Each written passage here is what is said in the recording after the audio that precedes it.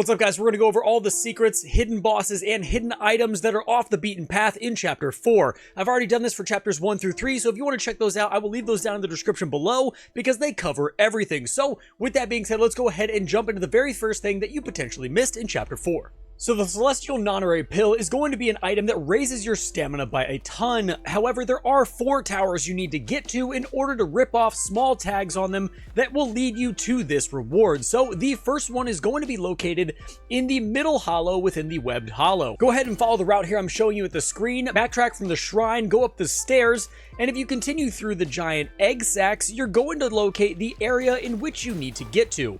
After crossing the bridge and defeating the enemies there, you can then take a left and there's going to be a shrine there that you can grab the small tab from. Next up, we're going to head to the Cliff of Oblivion shrine, and this tower is located directly in front of the shrine inside of a little pool. Just run over to it and grab it. Next up, you need to head to the Relief of the Fallen Long Shrine to get your 3rd tower. So what you're going to do is head behind the tree that the shrine is right next to and go along the path that I'm showing you. You're going to end up going up and around this hill, and there's going to be a bunch of vines and trees up at the top where you will find this next tower. The Court of Illumination is where your last tower is going to be, so you're going to head directly behind the shrine and run up the stairs until you find the shrine directly in front of you. After you tear off that last tab, there's going to be a cutscene that plays, and there will be a boss fight. However, at the end of that boss fight, you are going to be rewarded with this Celestial Nonary Pill to increase your maximum stamina. Now, something to note here, if you get to this 4th shrine and it does not let you pass, it means you have missed one of these, so go back to each one and make sure that you snagged the charm on top of each of the towers. Now let's look at some bosses you may have missed. Head to the Pool of Shattered Jade Shrine, and you're going to run directly to the right through the egg sacs until you see a giant egg sac hanging from the sky.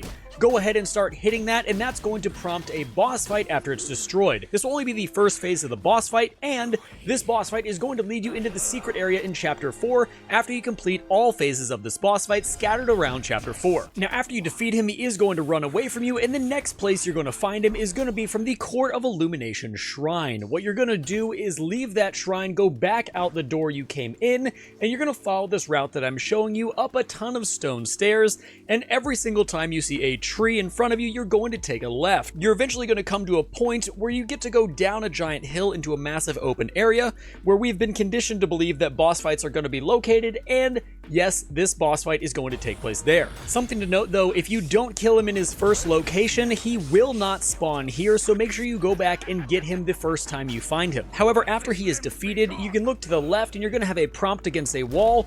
Go ahead and hit that prompt, and a cutscene is going to start allowing you to access the secret area within Chapter 4 with new bosses and new items for you to get. Another boss and a bunch of treasure in a treasure room you may have missed is going to be located at the Verdure Bridge. You're going to start at the route that I'm showing you and hang to the right where there's going to be 2 tiny torches that are not lit, and within that room covered in spiderwebs is going to be a ton of different chests. You're going to find a lot of really good items here, so definitely loot the entire thing. However, after you're done, keep going through that area, and you're going to run into a Great Armor Worm boss. There's a quest line that goes along with this boss as well, which we are now going to go through, and you are going to eventually get his spirit, which is going to allow you to poison your enemies very quickly and thrash around the battlefield doing physical damage. Upon the Armor Worm boss's defeat, you're going to get the Proto Armor Worm key item. You need to then take this back to the secret NPC hub, which I cover in my latest video in Black Myth Wukong, so if you don't know how to get to it, go ahead and watch that one. But you're going to take this armor worm to Chen Long, who's then going to hold on to it for you. You will have a prompt to deliver the Proto Armor Worm to him, and then we need to head back to the Verdure Bridge because we need to farm an item and snag 3 of them so we can come back and continue the quest. You need to destroy all the egg sacs within the area, and this shrine is just the quickest farming route for them, and you're looking for rice cocoons. It took me about 15 to 20 minutes to get 3 of them, but after you get 3 of the cocoons, go back to Chen Long, and in his area where you harvest the seeds that he grows, there's going to be a little armor worm sitting in a basket. You need to feed him 3 times, each one of these times giving him a rice cocoon, but you can only feed him once and then rest at a shrine and then come back and feed him again and rinse and repeat.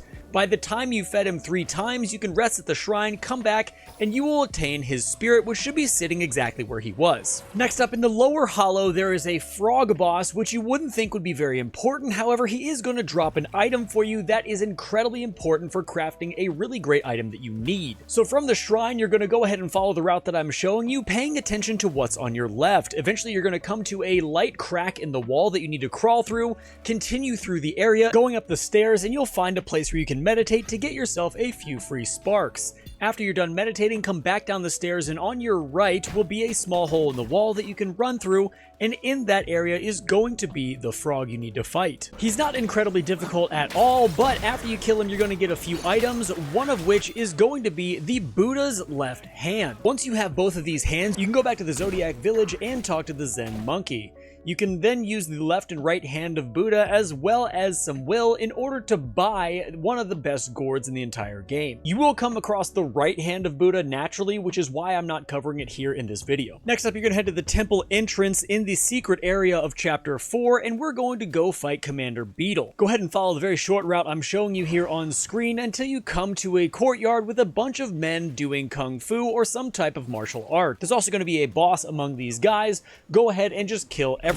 I sadly didn't capture footage of the actual boss fight, but after you defeat him, you do get some decent items, so I highly recommend taking them out. Head back to the Court of Illumination for the next boss we're going to tackle, and you're going to follow the route that I'm showing you here. It's going to seem very similar to the route we took for the Venom Daoist, but after you get to the area where you took a left and went down the stairs, go ahead and take a right, and you're going to find a small house. On the ground are going to be a few different clusters of mushrooms. Go ahead and start grabbing them, and eventually you'll find one that turns into a boss. This is going to be the Fungiwoman boss, and she's a lot of fun to fight and a little bit challenging, but you are going to get her spirit, which is a really fun spirit to use and has the ability to do a lot of continuous damage. Next up, as you progress through the secret area of chapter 4, you are going to find on the left side of the road a snake in a tree. Surprisingly, this snake is going to start talking to you, and it's going to start a quest line that eventually will get you the golden needle at the end of the boss of this area. This is an absolutely amazing item that's going to float around you and kill a ton of enemies very quickly, and it's also needed for the final boss fight of chapter 4 to cancel out his hardest phase. So progress over the bridge and through this area until you naturally run into this guy right here. He's going to continue a questline for you, but you're going to have to find an item from the yellow road men all around his area. Eventually they will drop a violent hail for you, and you take it back to this guy sitting against the well. It's going to prompt a cutscene and a 2-phase boss fight, but after you defeat the boss, you will be rewarded with a transformation that has the ability to poison and do a lot of damage to your enemies, as well as being a very, very fast transformation. Next up, in the previous chapters, you're going to get the Jade Moon Rabbit, and it's the item that slightly increases damage reduction. However, it can be enhanced by the Golden Sun Crow, so I'm going to show you exactly where the Golden Sun Crow is in chapter 4. Start at the Petalfall Hamlet and follow the very short route that I'm going to show you here. It requires you to go up and around a cliffside,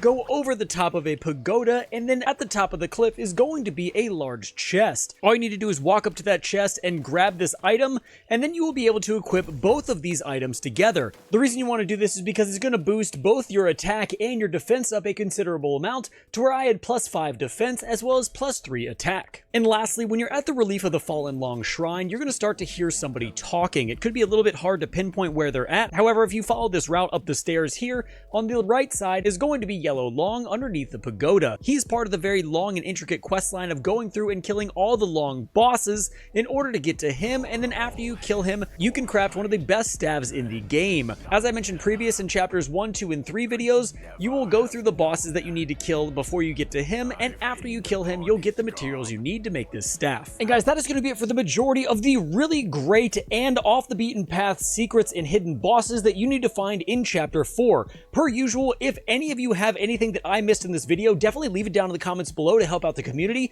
I would definitely appreciate it a ton, but overall, I think I got the main majority of the items that you need to go pick up. So if you enjoyed the video, make sure to subscribe on your way out. I appreciate it a ton. Check out videos 1, 2, and 3 for the previous chapters, and until next time, guys, stay safe, enjoy the game, and I'll see you in the next one.